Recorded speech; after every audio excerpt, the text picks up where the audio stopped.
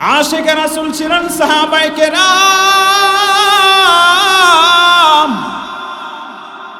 আল্লাহর নবীর সাহাবী হযরতে বেলাল রাদিয়াল্লাহু তাআলা আনহু আল্লাহ তাআলার উপর ঈমান আনার কারণে, মুহাম্মদ নবীর উপর ঈমান আনার কারণে কাফের বেঈমান মুশরিকের বাচ্চারা এমন ভাবে অত্যাচার করত। অত্যন্ত রোদের মধ্যে যখন সূর্যটা লাল হয়ে যাইত, রোদের সময় অত্যন্ত সূর্যের তাপের মধ্যে উত্তপ্ত বালুর মধ্যে তাকে শোয়া চিৎ করে রাখতো, তারপরে ঈমান ছেড়ে নাই, ঠিক কিনা? ওই কাফের বেঈমানের মুশরিকের বাচ্চারা আল্লাহ নবী সাহাবী হযরত বেলাল রাদিয়াল্লাহু তাআলা আনহু আল্লাহ তাআলার উপর ঈমান আনার কারণে ওই কাফের বেঈমানের মুশরিকের বাচ্চারা মক্কার দুষ্ট ছেলেদেরকে দিয়া রশি দিয়া হযরত বেলাল রাদিয়াল্লাহু তাআলা আনহুকে বাইদা বালুর মধ্যে টানা হেসরা করত, দুষ্ট ছেলেদেরকে দিয়া। অত্যন্ত ভারী পাথর তার বুকের মধ্যে চাপায় রাখত, এমন ভাবে চাপ দিত তার প্রত্যেকটা নিঃশ্বাস পর্যন্ত বন্ধ হয়ে যাইত। এরকম ভাবে অত্যাচার করার পরেও আল্লাহর নবীর সাহাবী হযরত বেলাল রাদিয়াল্লাহু তাআলা আনহু তার জবানে একটা কথাই আসে, আহাত আহাত, আমার মালিক আল্লাহ এক, আমার আল্লাহ ব্যতীত আর কোনো মাবুদ নাই। তোমরা যতই নির্যাতন করো, যতই অত্যাচার করো, আমি আমার ঈমান ছাড়তে রাজি না।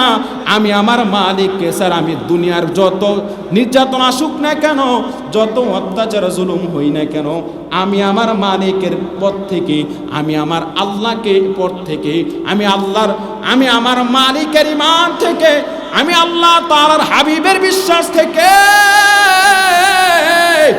এক বিন্দু পরিমাণ ঈমান আমি ছাড়ব না। যতই তোমরা বেঈমানি করো না কেন, যতই অত্যাচার করো না কেন, আমি আমার মালিকের উপর ঈমান আনছি আল্লাহ তাআলার জন্য।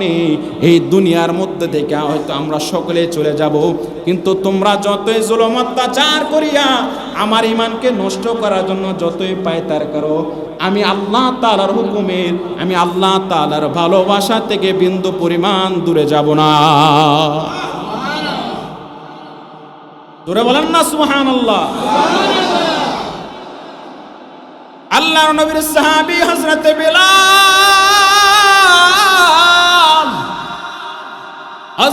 বেলাল হাবশী রাদিয়াল্লাহু তাআলা আনহু এক পর্যায়ে আল্লাহর নবীর বিশেষ সাহাবী হয়ে গেছেন, বিশেষ একজন মুহিব্বিন হয়ে গেছেন। আল্লাহর নবী হযরত বেলাল রাদিয়াল্লাহু তাআলা আনহুকে এক পর্যায়ে যখন মসজিদে নববী নির্মাণ হয়, মসজিদে নববীর মদিনার ওই মসজিদে মুয়াজ্জিন বানায় দিয়েছে। সুবহানাল্লাহ। এ মুসলমান ইমানদার, আল্লাহর নবীর সাহাবী হযরত বেলাল হাবশী রাদিয়াল্লাহু তাআলা আনহু দুনিয়ার সবচেয়ে কুৎসিত চেহারা, কালো চেহারার মানুষ ছিলেন, কিন্তু তারপরও তার মর্যাদা আল্লাহ তাআলার কাছে কত দামি হয়ে গেছে, আল্লাহর হাবিবের কাছে কত প্রিয় হয়ে গেছে। আল্লাহর হাবিব এত কালো কুৎসিত চেহারা সত্ত্বেও আল্লাহ তাআলার প্রতি কেমন ভালোবাসা ছিল, আল্লাহর নবীর প্রতি কেমন ভালোবাসা ছিল। আজকে এই ভালোবাসার বিনিময়ে আল্লাহর নবী তাকে মসজিদে নববীর মুয়াজ্জিন বানায় দিয়েছে। আল্লাহর নবীর সাহাবী হযরত বেলাল রাদিয়াল্লাহু তাআলা আনহু আল্লাহর নবীর ইন্তেকালের পর আর মদিনায় থাকতে পারে নাই। কেন থাকতে পারে নাই? আল্লাহর নবীর এই চলে যাওয়া কি, দুনিয়ার মায়া ত্যাগ করে চলে যাওয়া কি হযরত বেলাল রাদিয়াল্লাহু তাআলা আনহু সইতে পারে নাই, মানতে পারে নাই। এই জন্য তিনি মুলকে শামে চলে যায়। এমনি অনেক দিন পরে মুলকে শামে আল্লাহর নবীর সাহাবী হযরত বেলাল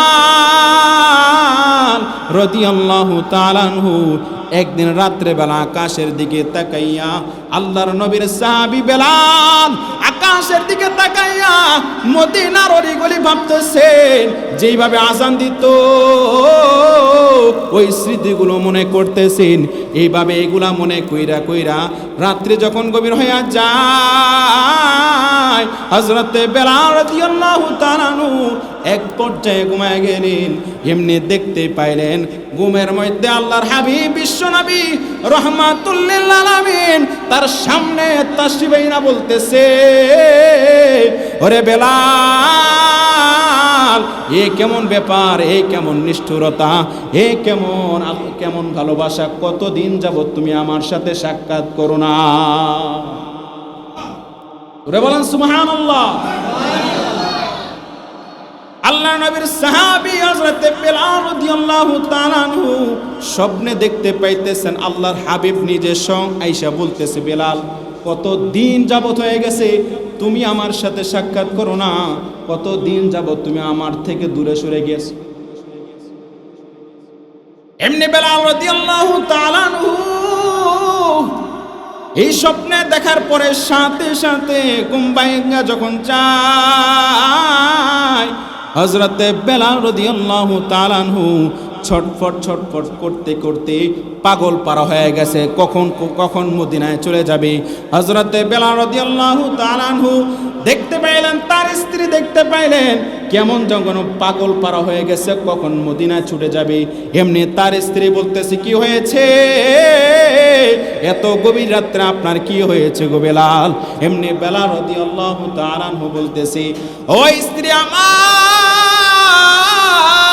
আমার হাবিব আমার সাথে সাক্ষাৎ করেছে, আমার এখনই মদিনায় চলে যেতে হবে, এখনই আমি মদিনায় চলে যাব।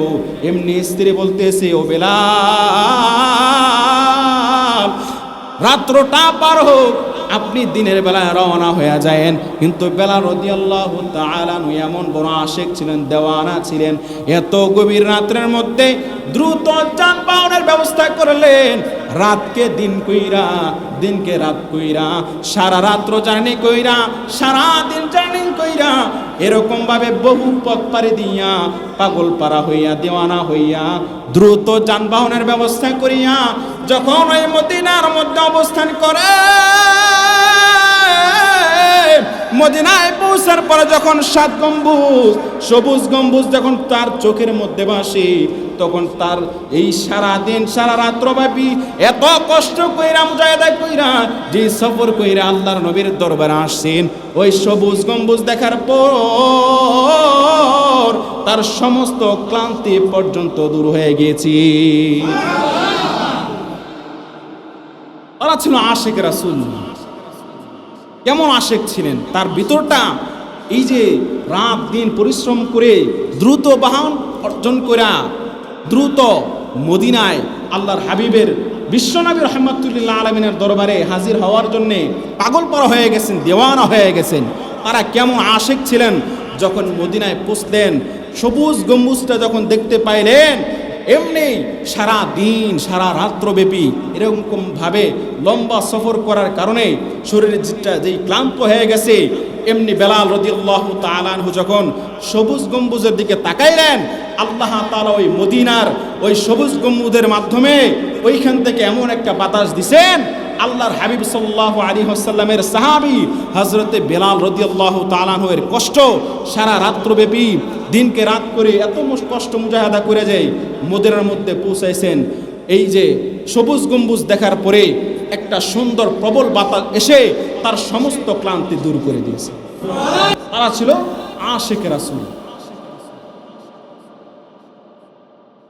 এ মুসলমান ইমানদার, আল্লাহর নবীর সাহাবী হযরত বেলাল রাদিয়াল্লাহু তাআলা আনহু ওই সবুজ গম্বুজের যখন তারা চোখের মধ্যে দৃশ্য পাইলেন, সাথে সাথে তার সমস্ত ক্লান্তি দূর হয়ে যায়।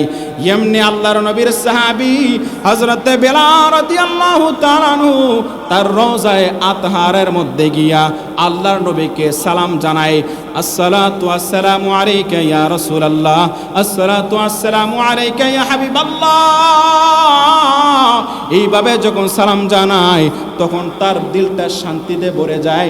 এমনি মক্কা মদিনা চলে গেছে, পুরো মদিনা জুড়ে শোরগোল হয়ে গেছে। বেলাল মদিনায় আসছে অনেক দিন পরে, বেলাল মদিনা আসছে। এমনি মদিনাবাসী হাসান হুসাইন রাদিয়াল্লাহু তাআলা আনহু, আল্লাহর নবীর নাতি হাসান হুসাইন রাদিয়াল্লাহু তাআলা আনহু যখন হযরতে বেলাল রাদিয়াল্লাহু তাআলা আনহু কাছে আসলেন, হযরতে বেলাল রাদিয়াল্লাহু তাআলা আনহুকে বলেন, বেলাল কতদিন পরে আজকে আপনি আসছেন, এতদিনে কি আমাদের কথা মনে পড়লো? এমনি আল্লাহর নবী নাতি হাসান হুসাইন হযরতে বেলাল রাদিয়াল্লাহু তাআলা আনহুকে ডাক দিয়ে বলে, বেলাল রে,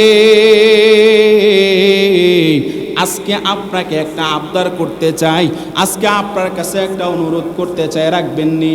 হযরতে বেলাল রাদিয়াল্লাহু তাআলা আনহু বলতেছেন, আপনারা হলেন আমার হাবিবের আল্লাহর নবীর কলেজার টুকরা, আপনারা আমাকে একটা অনুরোধ করবেন, আবদার রাখবেন। আমি কেন রাখবো না? আপনাদের অবশ্যই আবদার রাখবো। এমনি হাসান হুসাইন রাদিয়াল্লাহু তাআলা আনহু বলেন, বেলাল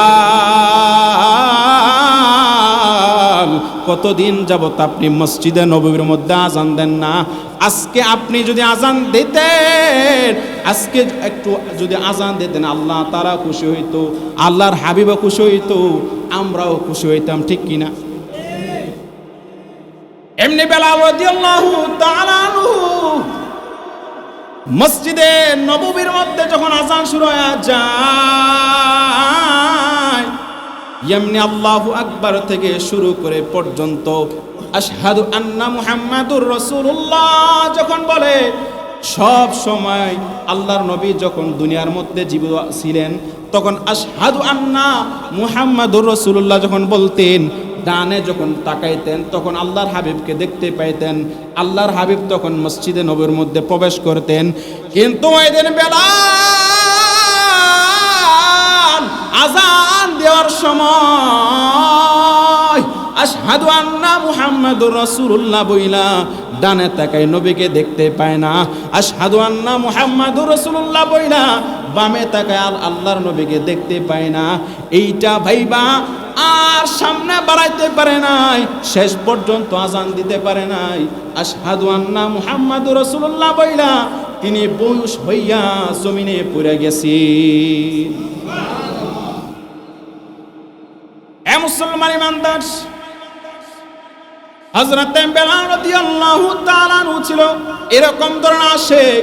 আজকে নবীর দেখা না পাইয়া, চোখের সামনে দেখতে না পাইয়া, সব সময় যখন বেলাল রাদিয়াল্লাহু তাআলা আনহু আযান দিতেন, আশহাদু আন্না মুহাম্মাদুর রাসূলুল্লাহ, আশহাদু আন্না মুহাম্মাদুর রাসূলুল্লাহ, ওই সময় আল্লাহর হাবিব মসজিদে নববীর মধ্যে তাশরিফ আনতেন। সব সময় যখন আযান দেওয়ার সাথে সাথে তিনি ডান দিকে তাকাইতেন, আল্লাহর হাবিবকে দেখতেন। তিনি যখন বাম দিকে তাকাইতেন, আল্লাহর হাবিবকে দেখতেন। ওই দিন আর আল্লাহর হাবিবকে না দেখিয়া আর পুরো আযানটা দিতে পারে নাই। উনি পাগল পারা হইয়া, দিওয়ানা হইয়া উনি জমিনের মধ্যে বেহুশ হইয়া পড়ে গিয়েছে। জোরে বলেন সুবহানাল্লাহ। হে মুসলমান ইমানদার, হযরতে বেলালের মতো আশিক হইতে হলে সাহাবায়ে কেরামের মতো হতে হবে। শুধু মুখে বললাম আর আশিক রাসূল দাবি করলাম চলবে না। প্রকৃত আশিক রাসূল হইতে হইলে আল্লাহর হাবিবের সুন্নাতকে আঁকড়াইয়া ধরতে হইব, জবানে স্বীকার করতে হইব, আমলেও বাস্তবায়ন করতে হবে, ঠিক কিনা? এ মুসলমান ইমানদার, হযরতে বেলাল রাদিয়াল্লাহু তাআলা আনহু দুনিয়ার জমিন থেকে যেদিন বিদায় হয়ে যাবে, এমনি মৃত্যুর বিছানায় যখন কাতরাইতেছে, এমনি তার স্ত্রী দেখতে পাইলেন হযরতে বেলাল রাদিয়াল্লাহু তাআলা আনহু মৃত্যুর বিছানায় কাতরাইতেছে, কিন্তু ঠিকই, কিন্তু তার মুখের মধ্যে হাসি ফুইটা রয়েছে।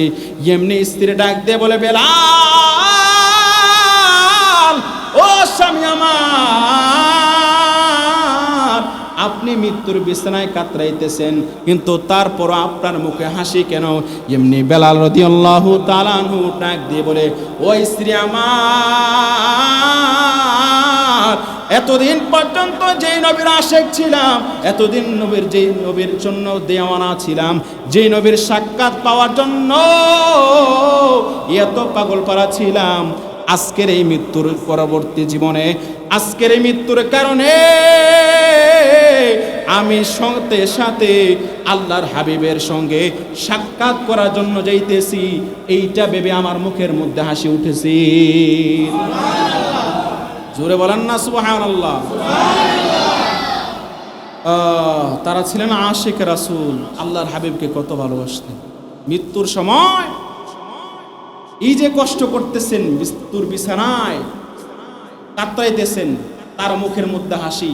স্ত্রী বলে, ও স্বামী আমার, আপনি মৃত্যুর বিছানায় কাতরাইতেছেন, কিন্তু তারপর আপনার মুখের মধ্যে হাসি, ব্যাপার কি? এমনি বেলাল রাদিয়াল্লাহু তাআলা আনহু বলতেছে, ও স্ত্রী, আমি এতদিন পর্যন্ত যেই নবীর আশিক ছিলাম, দিওয়ানা ছিলাম, পাগল ছিলাম, দিশেহারা ছিলাম যেই নবীর সাক্ষাৎ পাওয়ার জন্যে, যেই নবীকে দেখার জন্যে, আজকে আমার মৃত্যুর পরে, আমার মৃত্যুবরণ করার কারণে আমার মৃত্যুটা হবে আমার হাবিবের সাথে, আল্লাহর নবীর সাথে সাক্ষাৎ হওয়ার মাধ্যম। এই জন্য আমি মৃত্যুর বিছানায় হাসতেছি। সুবহানাল্লাহ, জোরে বলেন সুবহানাল্লাহ। মুসলমান ইমানদার, আজকে কত আশিক রাসূল দেখা যায়। আমরা সকলে আল্লাহর হাবিবের উপর ঈমান এনেছি, সকলেই মনে করি আমরা আল্লাহর হাবিবকে ভালোবাসি, কিন্তু আমলে পরিণত করি না। আল্লাহর হাবিব ছিলেন আল্লাহর হাবিব বিশ্বনবী রাহমাতুল লিল আলামিন, গোটা বিশ্ব জগতের জন্য কেমন নিয়ামত আল্লাহ তাআলা কুরআনুল কারীমের মধ্যে জানায় দেন, ওয়া মা আরসালনাকা ইল্লা রাহমাতাল লিল আলামিন। আল্লাহ তাআলা কুরআনুল কারীমের মধ্যে জানায় দেয়, নবী আমার, আমি আপনাকে শুধু সাধারণ মানুষ হিসেবে দুনিয়ার মধ্যে পাঠাই নাই। ওয়া মা আরসালনাকা ইল্লা রাহমাতাল লিল আলামিন, আমি আপনাকে দুনিয়া গোটা বিশ্ব জগতের জন্য রহমত স্বরূপ পাঠিয়েছি। জোরে বলেন না সুবহানাল্লাহ। এই জন্য মুসলমান ইমানদার, আমরা যত কাজ করি না কেন, সমস্ত কাজের মধ্যে আল্লাহ তাআলার যদি তাকওয়া থাকে, নবীজির প্রতি যদি ভালোবাসা থাকে, নবীজির সুন্নাতগুলোকে যদি আমরা বাস্তবায়ন করি, নবীজির সুন্নাত অনুযায়ী চলার চেষ্টা করি, আমরা ফিতনার মধ্যে জড়াবো না, আমাদের ঈমান নষ্ট হবে না, ঠিক কিনা?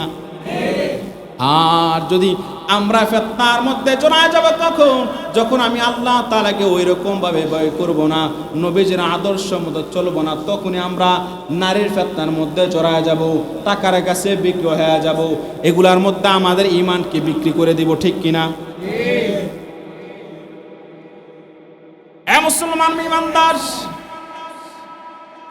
আল্লাহর এক বান্দা সুলাইমান ইবনে ইয়াসার তার বন্ধুদের সাথে নিয়ে হজে রওনা হয়ে যায়। সুলাইমান ইবনে ইয়াসার এবং তার বন্ধুদের সাথে নিয়ে যখন হজ করার জন্য রওনা হয়ে যায়, এমনি পথি মধ্যে তাদের খাবারের শর্ট পড়ে যায়, কম হয়ে যায়, তাদের খাবারের সামানা কম যখন সীমিত হয়ে যায়, এমনি তার বন্ধুরা বলতেছে, ওই সুলাইমান ইবনে ইয়াসার, আপনি একটু খিমারের মধ্যে বসেন, আমরা এক পাশের এলাকা থেকে খাবার সংগ্রহ করে নিয়ে আসি। এমনি সুলাইমান ইবনে ইয়াসার তিনি যখন খিমারের মধ্যে বসেন, বন্ধুরা যখন খাবার আনার জন্য পাশের এলাকায় যায়, এমনি সুলাইমান ইবনে ইয়াসার দেখতে পাইলেন একটা সুন্দরী রমণী মহিলা তার কাছে আইসা বলতেছেন, কি যেন চাইতেছেন। যেমনি সুলাইমান ইবনে ইয়াসার ওই মহিলা, সুন্দরী রমণী মহিলাকে অসহায় মনে কইরা তাদের খাবার থেকে একটা রুটি তাকে যখন আস্বাদন করলেন, তাকে যখন দিলেন, এমনি সুন্দরী মহিলা বলতেছে, আমি তো রুটির জন্য তোমার কাছে আসি নাই, আমি তো রুটির জন্য আপনার কাছে চাই নাই। একটা মহিলা, একটা মেয়ে, একটা পুরুষের কাছে যা চাই আমিও আপনার কাছে সেটাই চাই। এমনি সুলাইমান ইবনে ইয়াসার তার আর বুঝতে বাকি না ওই মহিলা কেন আসছে, কি চাইতেছে।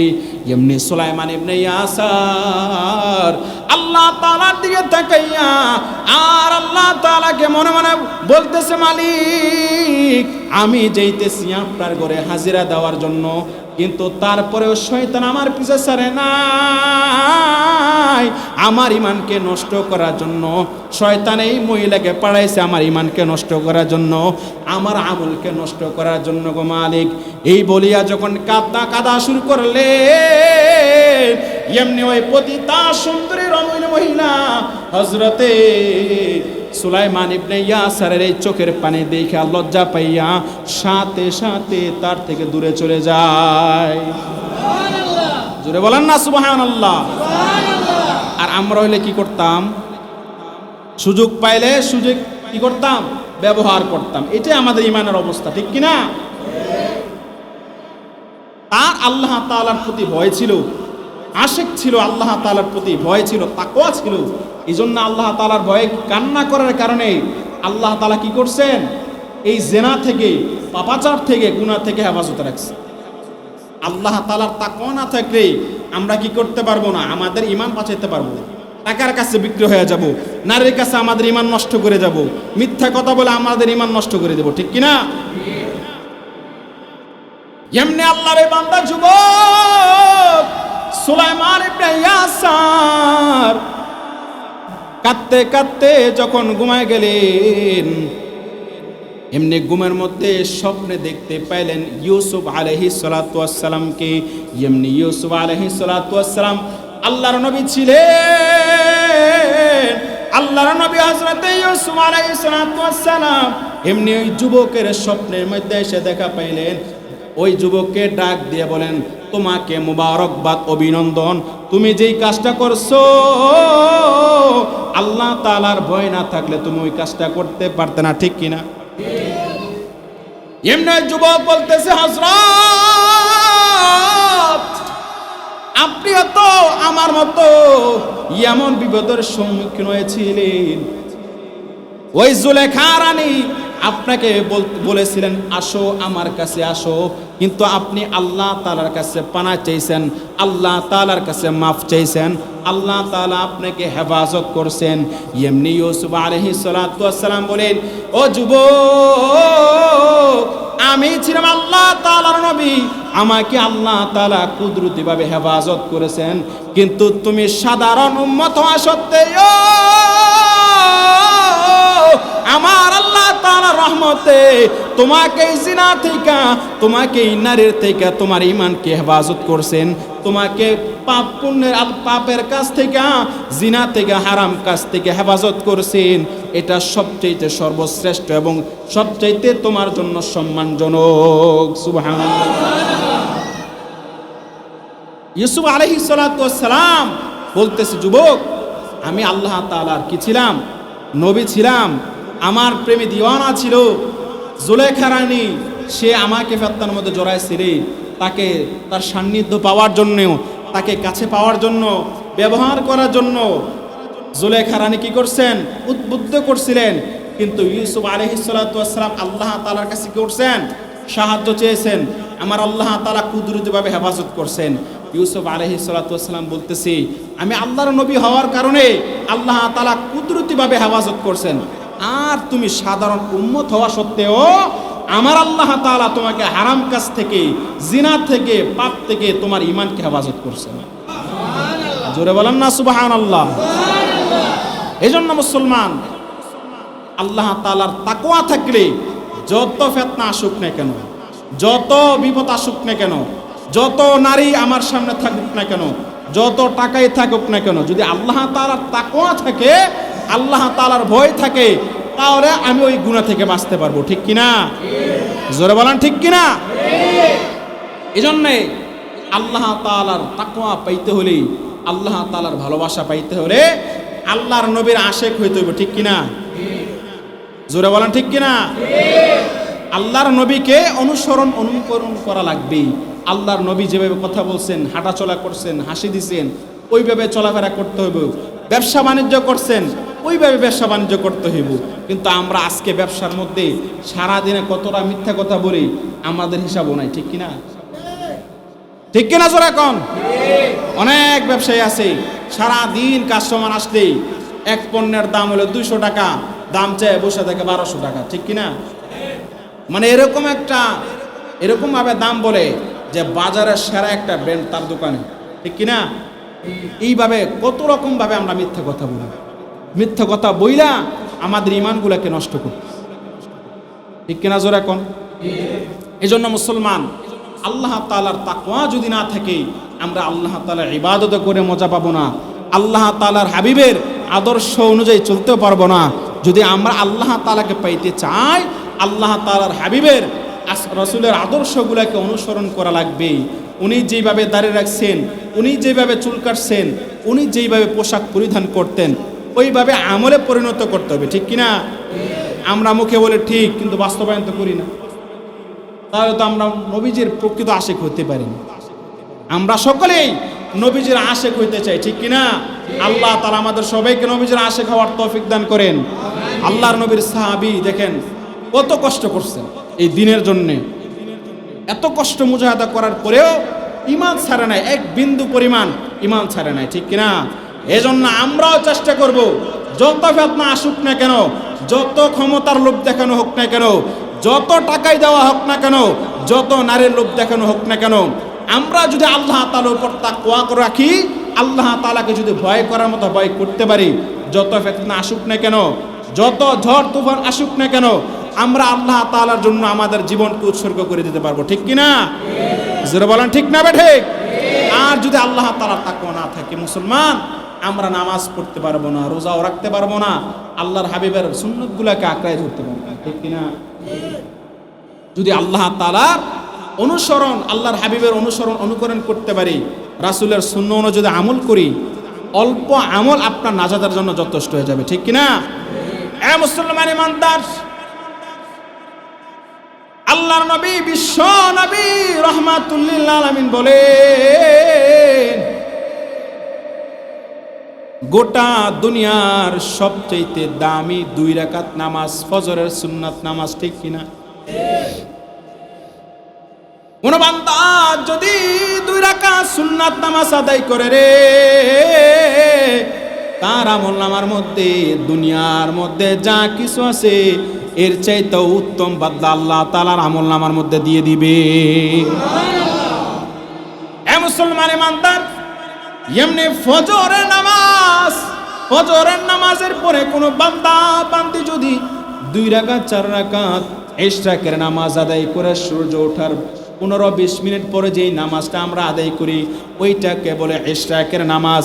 আল্লাহর নবী বিশ্ব নবী রাহমাতুল লিল আলামিন বলেন, কোন বান্দা বান্দি যদি ইশরাকের নামাজ যদি আদায় করে রে, তার আমলনামার মধ্যে 2টা উমরা হজের কবুল হজের সওয়াব আল্লাহ তাআলা দান করবে। সুবহানাল্লাহ, জোরে বলেন না সুবহানাল্লাহ। হ্যাঁ মুসলমান ইমানদার, কোন বান্দা বান্দি যদি আল্লাহর নবী বিশ্ব নবী রাহমাতুল লিল আলামিন সাহাবায়ে কেরামদেরকে ডাক দিয়ে বলে, সাহাবীরা রে, ধরে ধরে নাও, তোমাদের বাড়ির সামনে একটা পুকুর আছে, একটা খাল আছে, ওই পুকুরের মধ্যে যদি তোমরা দৈনিক 5 বার গোসল করো, ওই পুকুরের মধ্যে 5 বার গোসল করার কারণে তোমাদের শরীরে কি কোনো ময়লা থাকতে পারে? আচ্ছা বলেন তো, 5 বার গোসল করলে কোনো ময়লা থাকতে পারে? 1 বার করলে ময়লা থাকতে পারে, 2 বার করলে ময়লা থাকতে পারে, 3 বার করলে ময়লা থাকতে পারে, 4 বার গোসল করলে ময়লা থাকতে পারে, 5 বার গোসল করলে কি ময়লা থাকবে?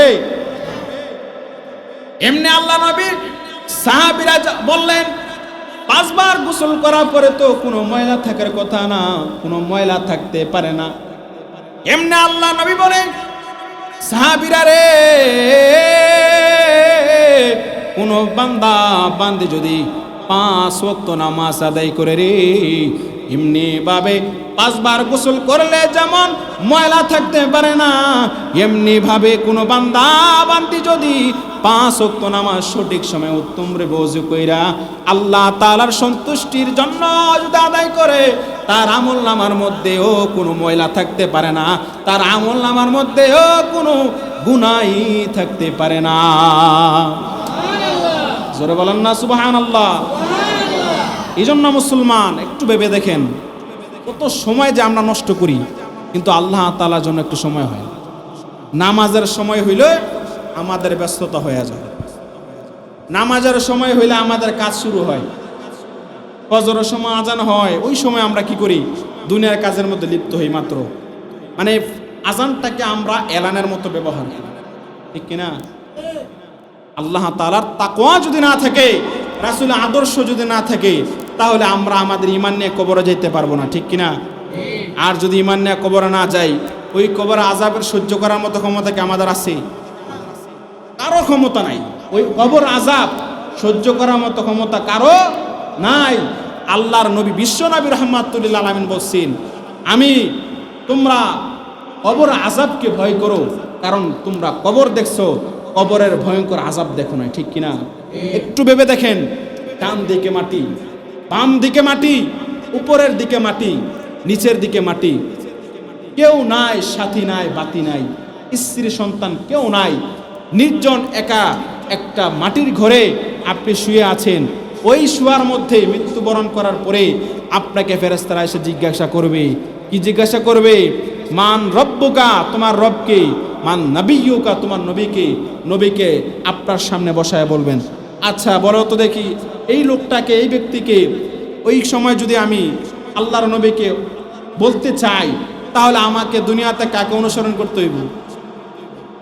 আমি যদি নবীজিকে ওই সময় ফেরেশতাদের জবাবে যদি বলতে চাই, তাহলে দুনিয়াতেই আল্লাহর নবী, বিশ্বনবী রাহমাতুল লিল আলামিনের সুন্নতগুলোকে আঁকড়ায় ধরতে হইব, ঠিক কিনা? আর যদি আল্লাহ নবীর আদর্শকে আমরা লালন না করি, পালন না করি, তাহলে ওই সময় ফেরেশতারা যখন বলবে, আচ্ছা বলো তো দেখি উনি কে, তখন আমরা বলবো লা, জানি না, কিচ্ছু জানি না। 3টা প্রশ্ন করবে, তোমার রবকে, তোমার নবীকে, তোমার দিন কি? আমাদের রবকে, আমাদের রব আল্লাহ দুনিয়াতে বলতে পারে, কিন্তু কবরে যদি বলতে না পারে, আমরা তখনই কবরের মধ্যে প্রশ্নগুলোর জবাব দিতে পারবো, যখন আল্লাহ তাআলার তাকওয়া নিয়ে, আল্লাহর নবীর ভালোবাসা নিয়ে, আল্লাহর নবীর আদর্শ নিয়ে যখন আমরা দুনিয়াতে জীবন যাপন করব, লালন পালন করব, বাস্তবায়ন করব, তখন কবরের মধ্যে গিয়া আমি এই ফেরেশতাদের জবাবে সাথে সাথে বলতে পারবো। ফেরেশতারা যখন বলবেন মান রব্বুকা, তখন আমি বলতে পারবো আমার রব আল্লাহ। যখন বলবেন মান দীনুক, মান নবিয়্যুকা, তোমার নবীকে, তখন আমি বলতে পারবো হযরত মুহাম্মদ সাল্লাল্লাহু আলাইহি ওয়াসাল্লাম। যখন বলবে মান দীনুকা, তোমার দিন কি, তখন আমি বলতে পারবো আমার দিন হলো ইসলাম, ঠিক কিনা? আর যদি আল্লাহ তাআলার তাকওয়া না থাকে, নবীজির আদর্শ অনুযায়ী না চলি, তাহলে আমরা কবরের মধ্যে ওই কবর আযাব কি সহ্য করতে পারবো? প্রশ্নের জবাব না দিলে কোনো হিসাব থাকবে না, কোনো পার পাওয়া যাবে না। এ মুসলমান ইমানদার, আল্লাহ তাআলার ভালোবাসা যদি পাইতে চাও, আল্লাহর নবীকে অনুকরণ করা লাগবে। এই জন্য আল্লাহ তাআলা কুরআনুল কারীমের মধ্যে জানায় দেন, কুল ইয়া কুনতুম তুহিব্বুনাল্লাহ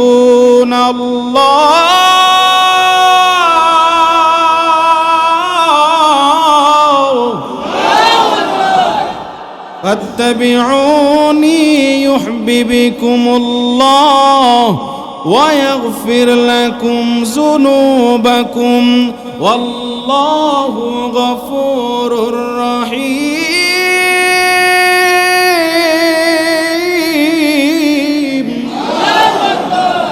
আল্লাহ তাআলা কুরআনুল কারীমের মধ্যে জানায় দেয়, পৃথিবীর মানুষেরা রে, আল্লাহর হাবিবকে উদ্দেশ্য করে বলে, নবী আমার, আপনি গোটা বিশ্ব জগতের মানুষগুলাকে জানায় দেই, তারা যদি আমি আল্লাহ তাআলাকে পাইতে চাই, আমি আল্লাহ তাআলার ভালোবাসা যদি পাইতে চাই, তারা যেন আপনাকে ইউহিব্বুকুমুল্লাহ, তারা যেন আপনাকে ভালোবাসে, অনুসরণ অনুকরণ করে। আর যেই বান্দা বান্দিরা আপনাকে অনুসরণ অনুকরণ করতে পারবে রে, ওয়াগফির লাকুম যুনুবাকুম আল্লাহু গফুরুর রহিম, আমি আল্লাহ তাআলার ওয়াদা, আপনাকে যারা অনুসরণ অনুকরণ করবে আমি তাদের অতীতের সমস্ত গুনাহগুলো মাফ কইরা নেকের দ্বারা পরিবর্তন করে দিব। জোরে বলেন না সুবহানাল্লাহ।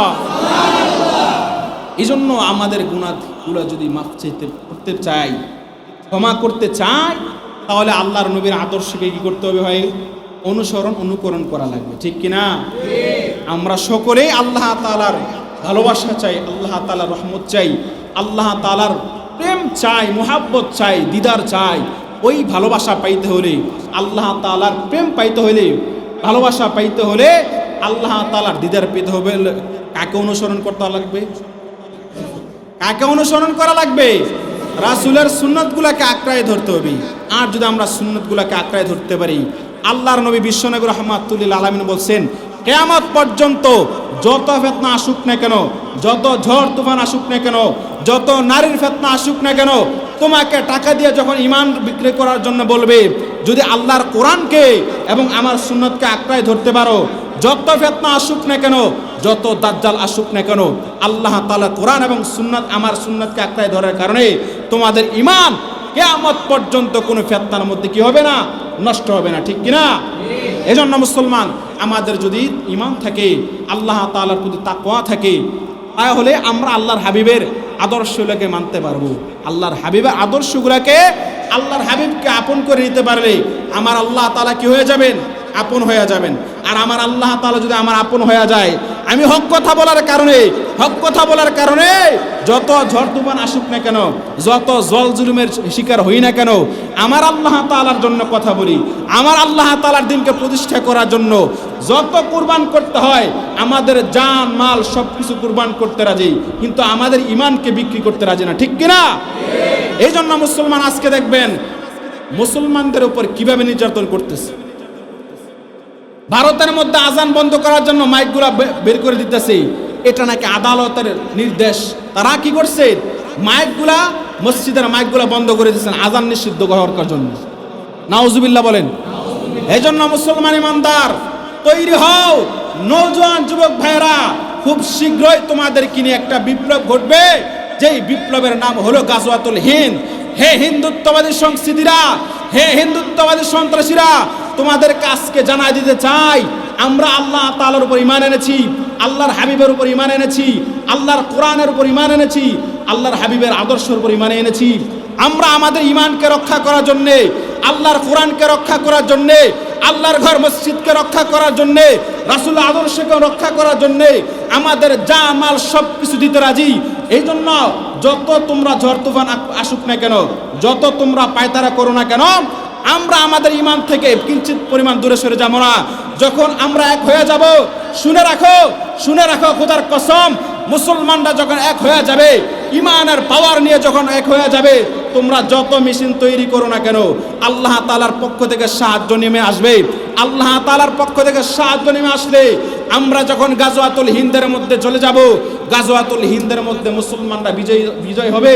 সেই মুসলমানদের বিজয়ের মধ্যে, গাজওয়াতুল হিন্দের মধ্যে আমরা কি চাই না সংযোগ হওয়ার জন্য?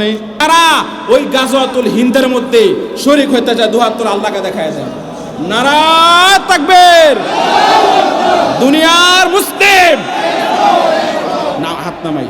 আমরা সকলেই আল্লাহ তাআলার জন্য, কোরআনের জন্য, আল্লাহর হাবিবের মান সম্মানকে রক্ষা করার জন্য আজকে দেখবেন মুসলমানদের উপর কিভাবে নির্যাতন করতেছি।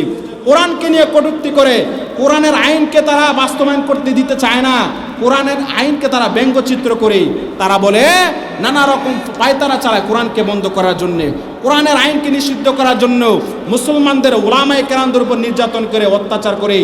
আমরা পরিষ্কারভাবে বলতে চাই, মুসলমান ইমানদার তারা তোমাদের মতো দালালি করে না, মুসলমান ইমানদাররা মুমিন বান্দারা কোনো ভারতের গোলামি করে না।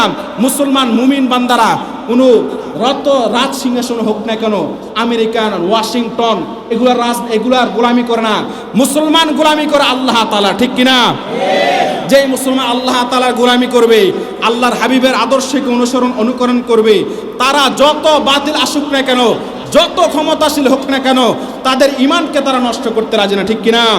আল্লাহর হাবিবকে যারা কটূক্তি করে, আল্লাহর ঘরকে নিয়ে যারা মুছে দিতে চায়, আল্লাহর আজানকে যারা মুছে দিতে চায়, হে মুসলমান ইমানদার, কাফের বেঈমান মুশরিকের বাচ্চারা, তোমাদেরকে হুঁশিয়ার করতে চাই, আমরা এক বিন্দু পরিমাণ একজন মুসলমান জীবিত থাকতে আমরা আমাদের আল্লাহ তাআলা আজান বন্ধ করতে দিব না, ঠিক কিনা?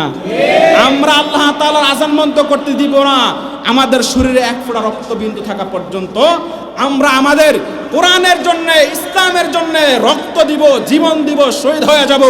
তারপর আল্লাহ তাআলার হুকুমকে, আল্লাহ তাআলার দিনকে বাস্তবায়ন করে ছাড়বো, ঠিক কিনা? জোরে বলেন ঠিক না ঠিক? আমরা আল্লাহ তাআলার জন্য, কোরআনের জন্য, ইসলামের জন্য হক কথা বলবো। হক কথা যদি কারো শরীরের আগে কিছু করার নাই, হক কথা বলতে হবে আল্লাহ তাআলার জন্য বলবো, ঠিক কিনা? হক কথা বলবো আল্লাহ তাআলার জন্য, মিথ্যা কথা তো বলার সুযোগ নাই। হক কথা বলতে হবে, সত্যের সাথে যদি আমরা চলতে পারি, তাকওয়া নিয়ে যদি চলতে পারি, আল্লাহর আদর্শকে নিয়ে যদি চলতে পারি, আমার আল্লাহ তাআলা যদি আমার আপন হয়ে যায়, দুনিয়ার সকল মানুষ যদি আমার শত্রু হয়ে যায়, আমরা এটাকে পরোয়া করি না, ঠিক কিনা? দুনিয়ার সকল মানুষ, সমাজের সকল মানুষ আমার বিরুদ্ধাচরণ করলেও আমার কিঞ্চিত পরিমাণ দুঃখ নাই, কিঞ্চিত পরিমাণ কষ্ট নাই।